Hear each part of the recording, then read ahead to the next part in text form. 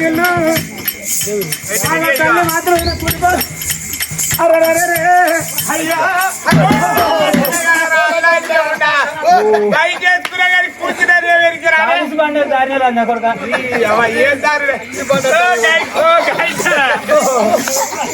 సంజయ్ నువ్వు వేసుకోకుంటే పోయా మరి రైతు నీ కూర్చున్న రేవే పాలికి పనులు దాటుతాయి తెలియదా ఇది అన్ని కంఫర్టబుల్ చిన్నపల్లి లచ్చగా కూర్చున్నాడు బుద్ధ వాడికి కుడి భాగం గడి కొడుకులో చూసుకునే ఎడో భాగం గడి ఎడవకుండా చూసుకున్నది